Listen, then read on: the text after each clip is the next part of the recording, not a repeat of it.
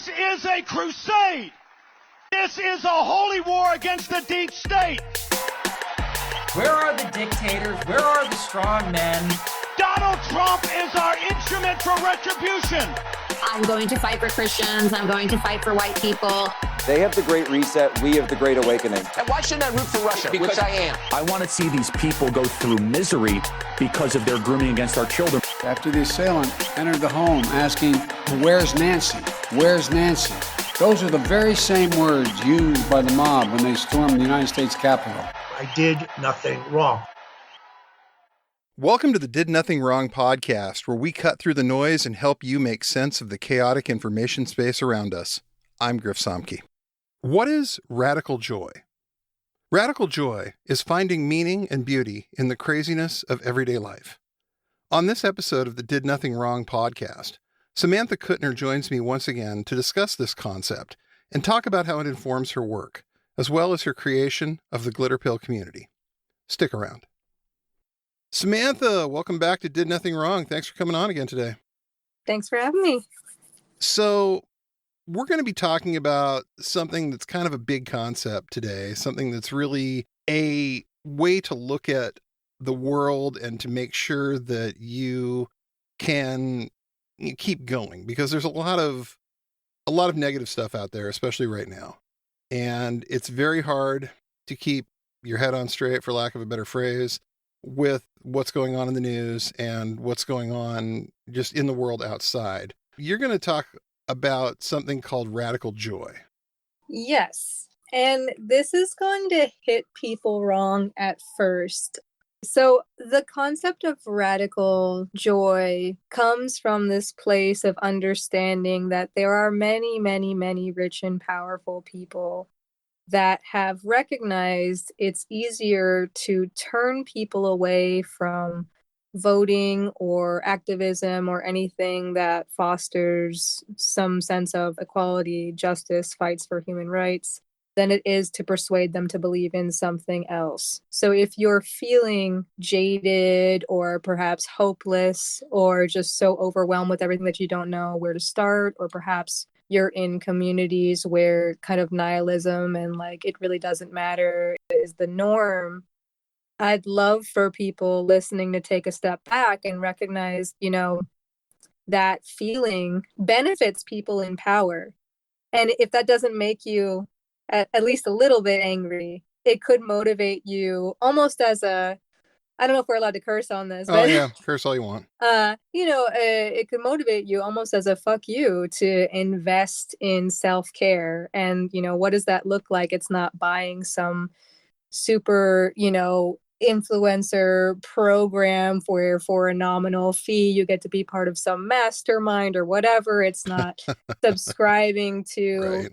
some type of all meat diet, because that's the issue. It's not tied to products. It's not tied to kind of empty sayings that aren't rooted in good scientific practices. It's rooted ultimately in community. And I think people who haven't had to experience community or had kind of an approximation of it online through social media would greatly benefit from seeing joy and resistance as radical in that way of, okay, I'm not going to succumb to something that's going to make me like not motivated to do what's in my capacity to do as an activist or a researcher or a scholar activist or someone who sees the injustices in the world and wants to do something about it. I think everyone tries to focus on fixing something outside of themselves, and it's not super marketable and it's not super, sexy, and it doesn't come with some mastermind package. But my whole philosophy as someone who's led the Glitterpill community for years is that all that work starts with you. Right. And where I see my community fitting in is, you can take the black pill and get super nihilistic. You can take the red pill and then open your eyes to male subjugation by women or under feminism. Or you can, take the glitter pill and embrace this world of nuance and pluralism and the sense of community that's not rooted on like, you need to believe X, Y, or Z, as much as it is like, hey, this world can be a terrible, awful place, and power dynamics exist everywhere, and abuse dynamics exist everywhere. Here's a space where we're like reading books and talking about the world and participating in things and promoting discussion, kind of like a grad student program for people who don't necessarily have time for grad school because they're working full time or they're just committed to other projects. It's just like lots of low effort things you can do within community to really build up resilience and do whatever it is you say you want to do, but don't necessarily have the energy or time for. Right. So that's, in short, radical joy is, taking care of yourself as an act of resistance and finding genuine peace and happiness within yourself, whatever that looks like. Yeah. And what you say about time, it comes down to a lot of it is a case of you only have so much time in the course of the day. And if you want to get everything done, you think, oh, I can blow that off. I can not take the time to take 10 minutes and do some breathing or go outside and take a walk. These are the things that tend to get missed in the challenging time crunch we're all in, because the world is crazy. We're all doing a whole bunch of different things for the most part. And the easiest thing to blow off is, like you said, the self-care end of it. But, and I've seen it in my own life, that's the kind of thing that eventually catches up with you. If you're not doing that kind of work, eventually you're going to hit a wall that you just can't push through. So the idea of being willing to stop and take that time so you can keep going, so you can wake up tomorrow and go again.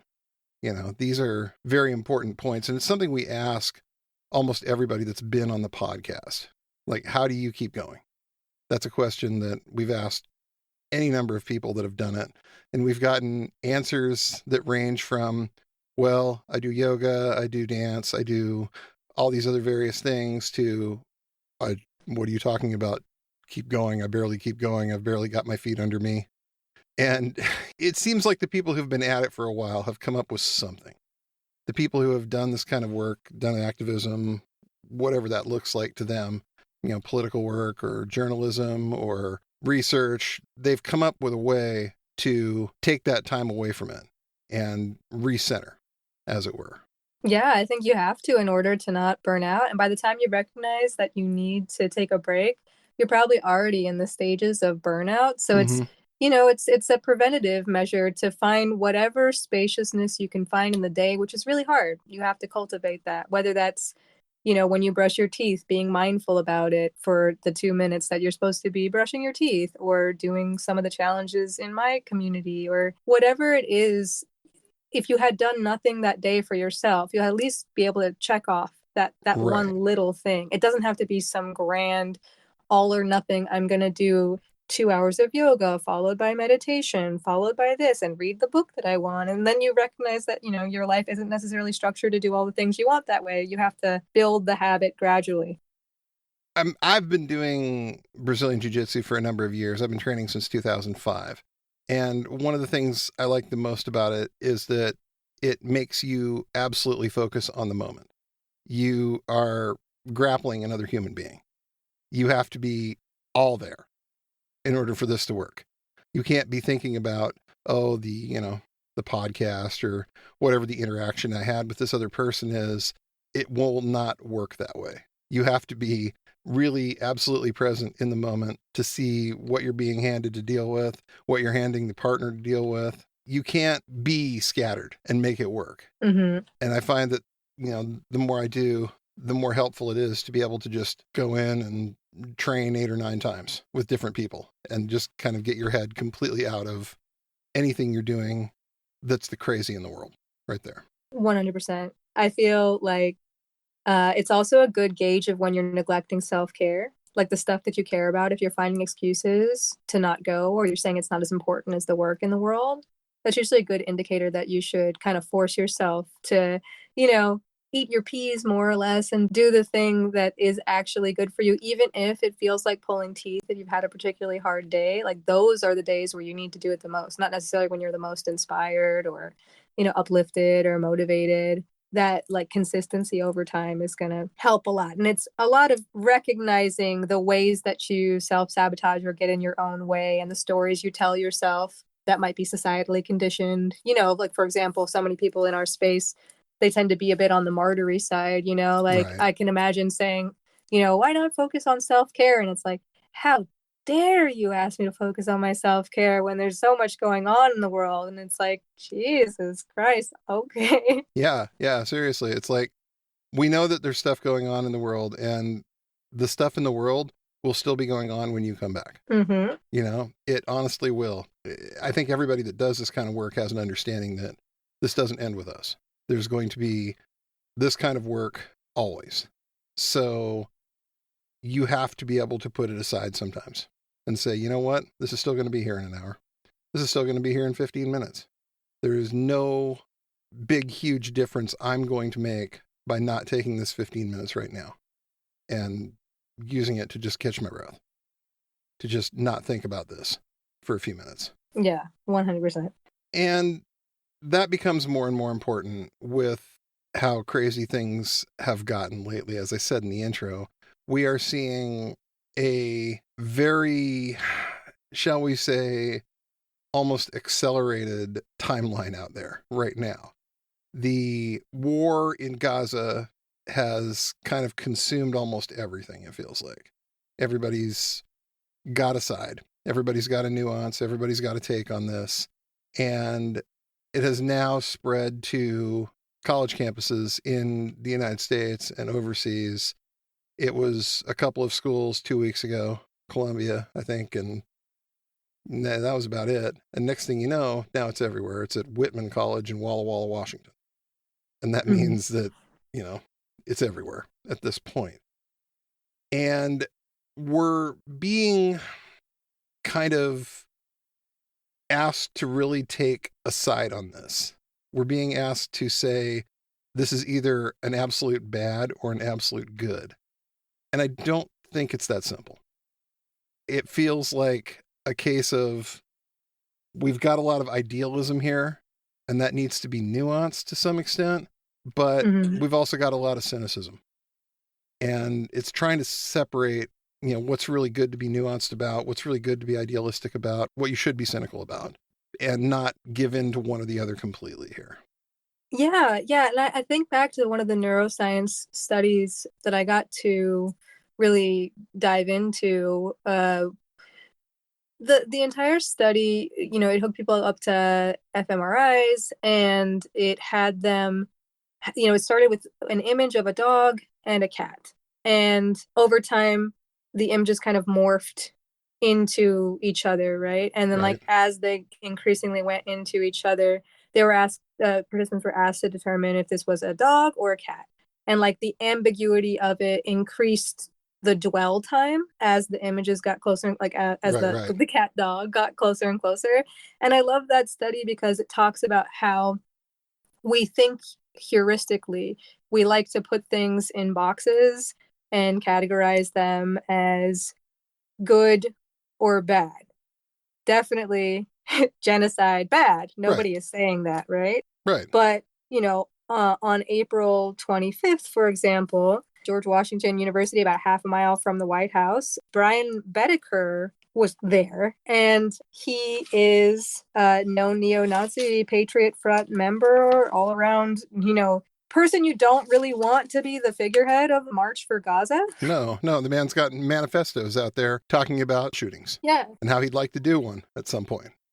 Yeah, like not the prize that you would like, to be representative, but glomming on to the movement, right? He's not, a part of that necessarily, but in these decentralized networks where a ton of people mobilize on narratives that move them to a place physically offline, you're going to get figures like that. And on April 26th, Sami al-Aryan took a photo of his wife who was inside the Columbia encampments and supported her and, said that she was expressing solidarity with the protesters. And if you do some preliminary searching, as counterterrorism scholars have done, you would know that Sami al-Aryan in 2006, got tried for actually supporting the Palestinian Islamic Jihad. This is something that's verified by court records. And, he wasn't there partly because of that. And so these are people that you don't necessarily want as representative of movements that are ostensibly fighting for human rights. And this isn't the fault of the huge crowd of protesters, but it's really important in these moments to really think through what you're doing. Think through who you're supporting, who you're potentially putting forward. And a lot of people, I think, don't necessarily realize that the emotions get really high. You really have a lot of feeling about this. And you get to the point where you're going to make the most provocative, the most confrontational sign or tweet or post that you can, because you really want to show everybody how you feel about this. You'll show them. You'll make sure that they understand. And this is the kind of thing that ends up becoming bulletin board material for the other side. Exactly. Like I actually got angry about, the stuff that's just kind of not entertainment fodder is the right word. I think people are getting radicalized thinking they're being entertained on Twitter, which is a whole other component. But there was a rich white protester who took a photo that was like al-Qassad's next target that was in front of Jewish people, and it was protesting. And like later on, it was found out that she literally grew up in a mansion in Georgia. And it's like people who are adopting the aesthetics of the movements because it's like hip and cool that don't particularly care. Right. And there's also another person who was arrested. But then, when Ted Cruz starts amplifying the like rich white people getting arrested at these protests, I treat everything he shares with, a grain of, okay, like how does this benefit the narrative, And then also there was a Jewish barbecue Becky type thing where somebody called the cops on the encampment and was getting overly emotional and things like that. But as people are focusing on that part, those two instances I described above just kind of fade in the background, don't get as much attention. And I think those are the more important things. And, going to the one of the most extreme examples, on January 6th, everyone had their eyes on the QAnon shaman and the spectacle at all. Right. They weren't on that day necessarily paying attention to the insurrectionists who had zip ties and were actively looking for elected officials. Yeah, it's like they missed Nancy Pelosi in her office by however long it takes a screensaver to turn off on a computer. Yeah. Right? That's scary to me that they were that close. And some of these people were prepared to do serious harm to any elected officials that they got a hold of. But we're all focused on the dude with the funny hat and the body paint. It's really disheartening when you see it, because we're seeing a lot of the same stuff happen here. They're focused on the one person with the sign, the person in Colombia who made the video that was very offensive and that everybody got mad about. But you're missing a lot of the other stuff that's going on here as a result. Yeah. And I think it's really important for people in these moments. It's really hard when your emotions are kind of being, hijacked by social media that wants to captivate as much of your attention as possible, and people who are bad faith actors mixed in with everything else. It's really good for people to just for themselves sit and like, okay, where am I vulnerable? Like if someone came to me and started just flooding me with disinformation that appealed to my biases, where would they start? Like, and it's hard to think about that, but it's harder to come back if you've been inundated with disinformation that appeals to your biases. Yeah, it absolutely is. And the best disinformation absolutely does. Like, if you really want to get people, it seems like the best way to do it is to give them something that's a little bit true, that's absolutely in their wheelhouse. Doesn't have to be all true. In fact, it's better if it isn't. But it's something that's plausible, a little bit true, and a subject that they really, really, really are passionate about. And from there, you can lead them just absolutely down the path. And we see this online. We see this in the real world, but we see a lot of this online too. There's people who can take like one particular bad actor, everyone knows it's a bad actor, and turn it into the centerpiece of some massive conspiracy theory that, quite frankly, is going to move you away from doing a lot of positive stuff. It's going to lock you into an echo chamber of posting and being convinced that everybody in the world is out to get you, and everybody in the world is out to get the guy who's telling you all this, so you should send money. Mm-hmm. It is a really bad actor thing to do, and it hasn't stopped anybody. It hasn't stopped a lot of these people, but it starts with being able to step back and give them something that plays to their priors. Yeah.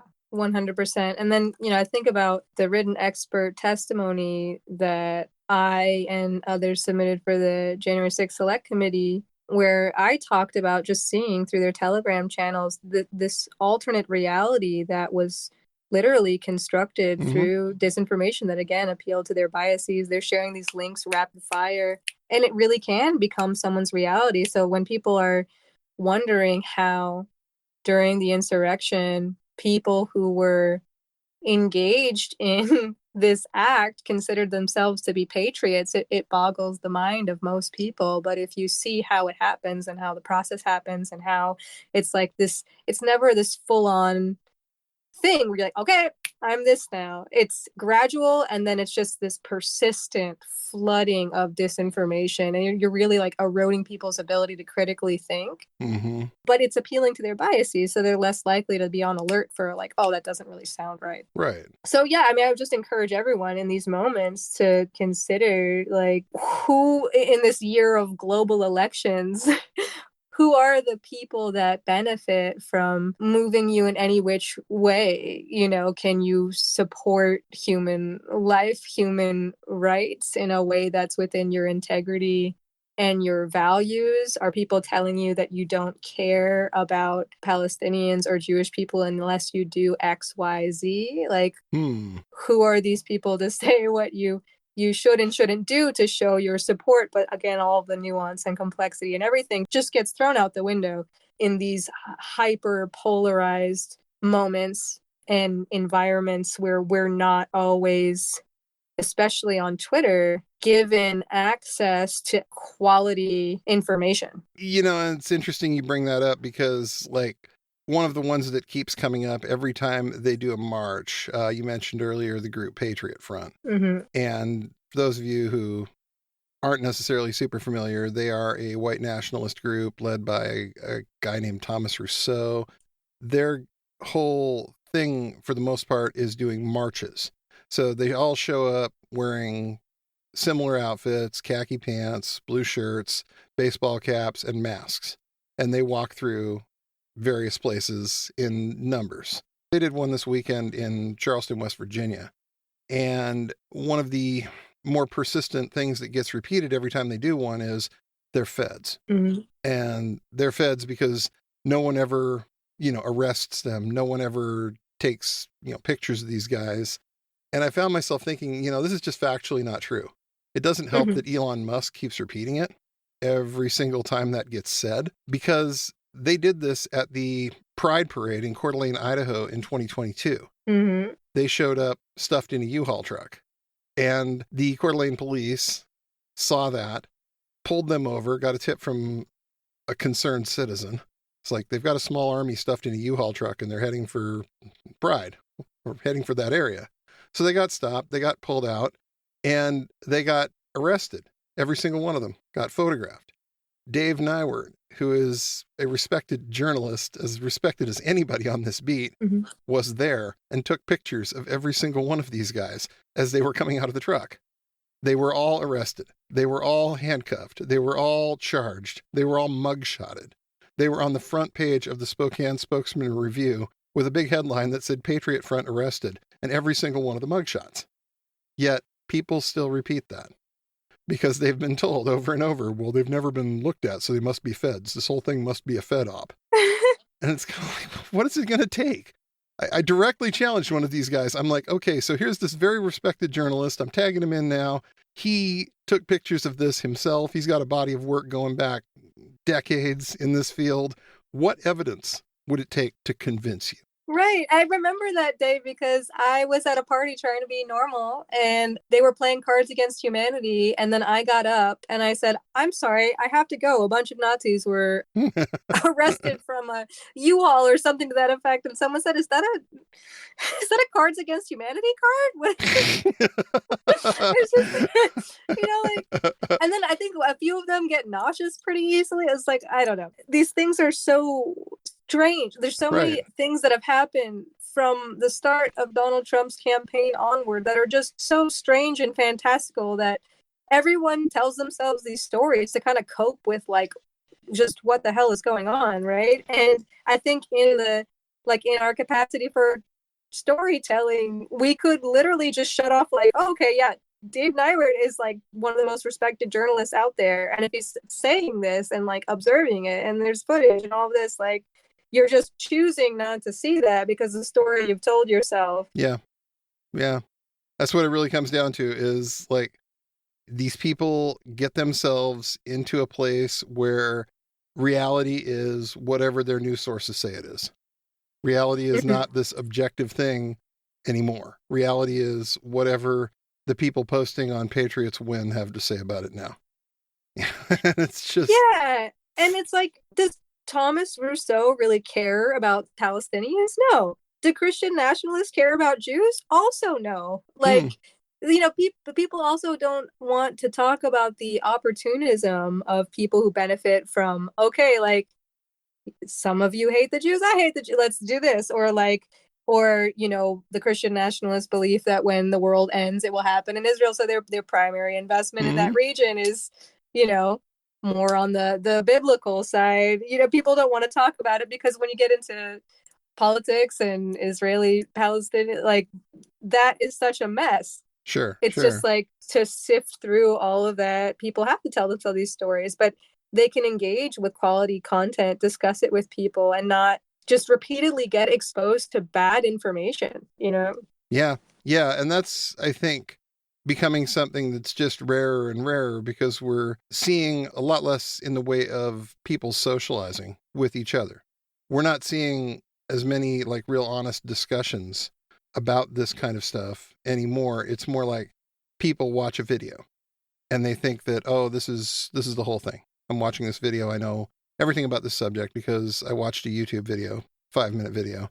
And it's what you said earlier. It's not just having the information. It's like asking that question behind the information. It's like, who benefits from you believing this? Whose agenda is this in this video? And who benefits from you believing uncritically everything that's in here? And in a lot of cases, that answer is not nice. Yeah. Like you were saying earlier, it's not the people that you want to benefit. In fact, it's the people that you think you're out here protesting against in a lot of cases. So you really want to take that extra step, that extra time to reflect on this. You don't have to have a take right away necessarily. You know, you're not necessarily a pundit. You can set them out every so often. You don't have to be involved in all of them. Yeah. I think about everyone, that tendency to just rush to the scene to communicate that people know something. It's you know, you don't have to take every single thing. If there are people that you trust that are sharing good information, you can amplify their work. You can comment on that, add to the discussion. I just wonder how many people, before they even have an original thought in the morning, just go straight to their phones and go to like their feeds, right? Yep. And just get flooded with all kinds of stuff before they even get a chance to really critically engage, which is, you know, part of why it's hard to advocate for something like Glitterpill until like you're in the community and you experience it. But it's low effort things that might be hard at first, but you genuinely have a community of people that like are there exploring in their own way, whether they're attending the movie nights or engaging with the books or trying to do the monthly self-care challenges. There's like a bit of something for everybody to tap into there. And I feel like that is so much healthier than starting your morning with Twitter or Facebook or, oh my God, what happened? Just reacting, endlessly reacting to things versus, okay, like, how do I want to feel today? What do I want to think? What do I want to critically engage with? How can I use social media as a tool for critical inquiry instead of being hooked to this platform so people can sell me shit I don't need because I'm hooked to this stuff? Exactly. So let's talk about this for a minute. Let's talk about the Glitterpill community. And you talk about like self-care challenges. Can you walk me through how that works? Yeah. Okay. So I'm continuing this month's self-care challenge, and it's going to be 750 words again. It's an exercise from a book called The Artist's Way.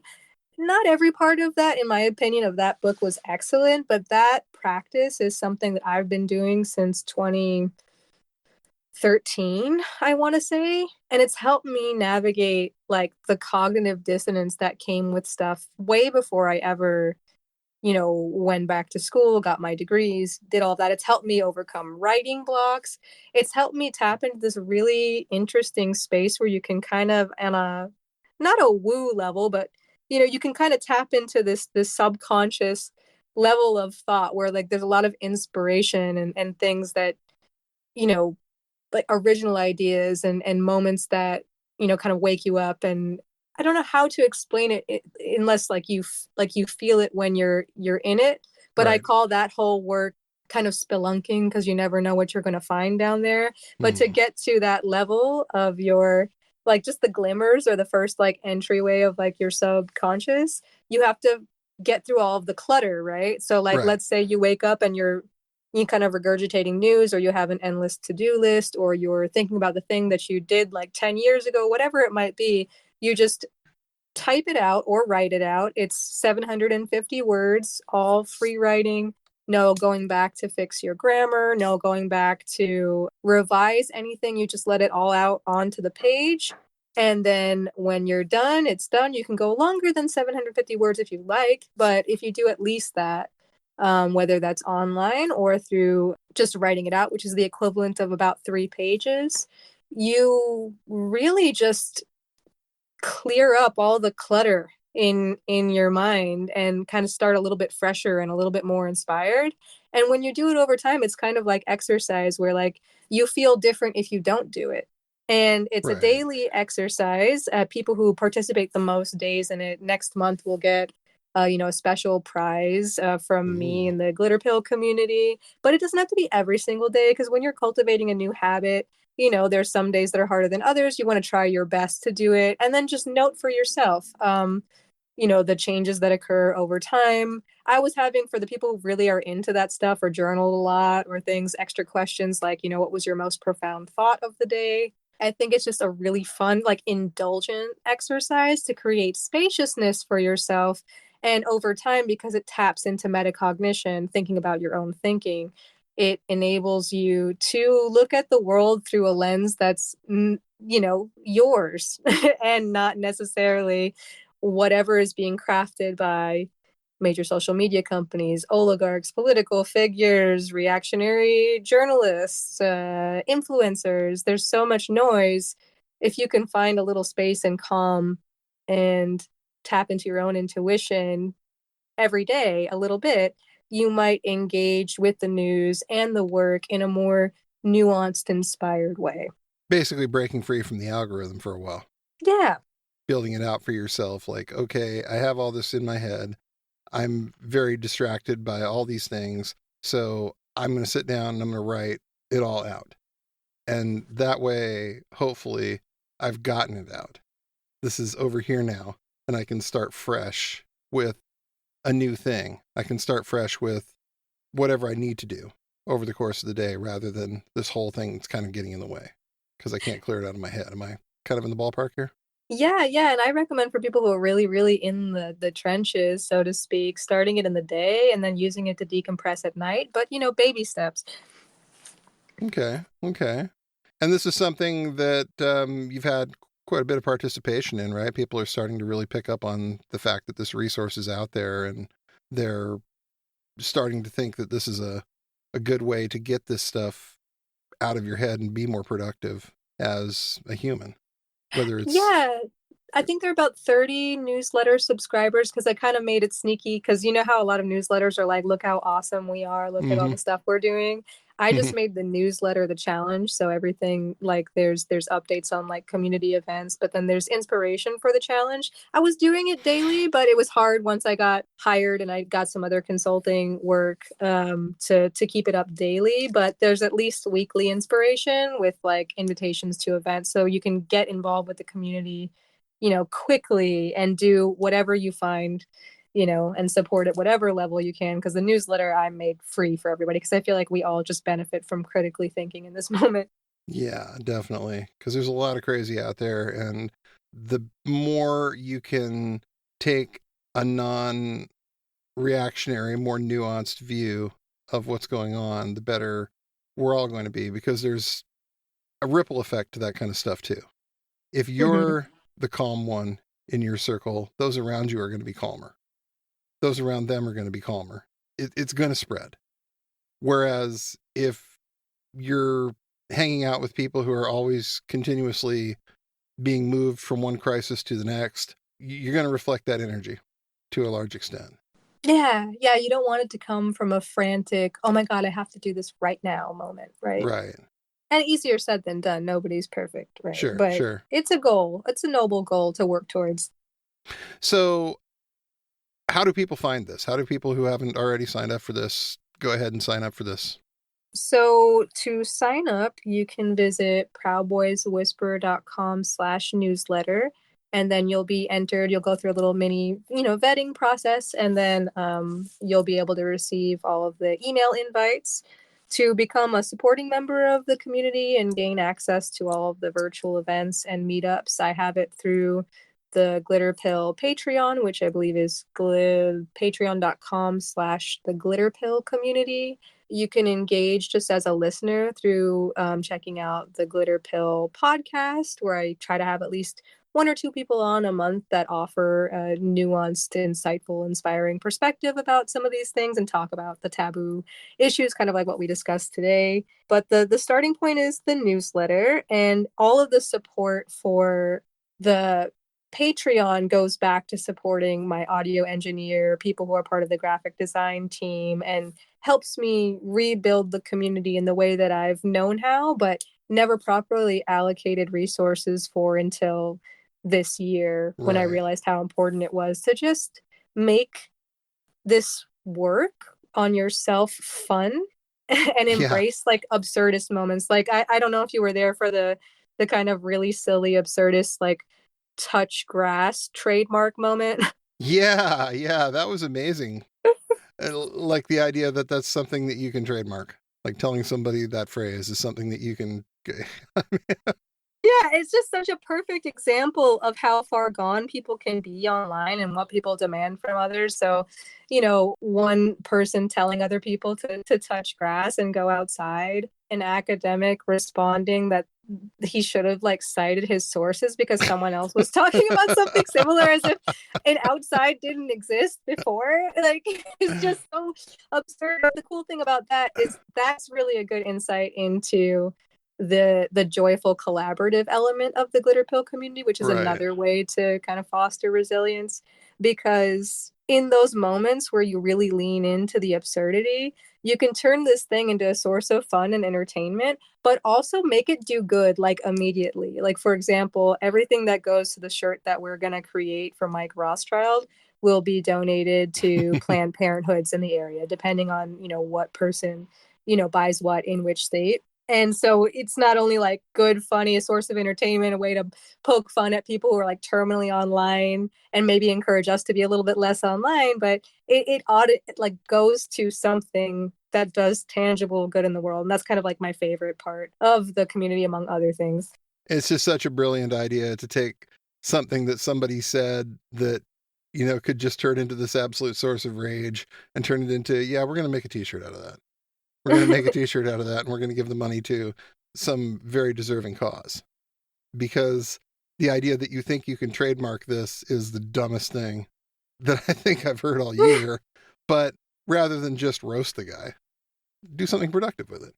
Right. It's like, thanks for supporting this charity, asshole. Or like kind of like a really playful fuck you. And there's so much of that stuff that you could just spend all your time being mad about. Or you could find a way to turn it into some other source of, like you said in the beginning, radical joy. And there's never going to be a shortage of pretentious assholes out there who think that they can trademark a phrase like touch grass. So you're never going to be short of things to put on t-shirts, at least. Right. And because there's so much harassment against people doing good work, the possibilities for embracing these moments of absurdism are literally endless. Right. Thank you, Samantha. I really appreciate you taking the time to sit down and talk with me out of your busy schedule today. This has been a great experience. I feel much more radically joyful than I did when we started this few minutes ago. So thank you for taking that time. And Again, the website is proudboyswhisperer.com/newsletter. Please go sign up for this. Check out some of the ideas because it's wonderful that somebody's doing this kind of work out there, thinking about it on this level. So thank you. Thank you for coming on. Anytime. Thanks for listening to the Did Nothing Wrong podcast.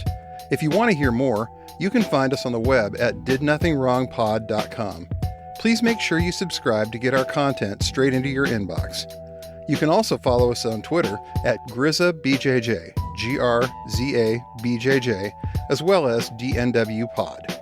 We're extremely grateful for paid subscriptions and donations that allow us to keep doing this important work.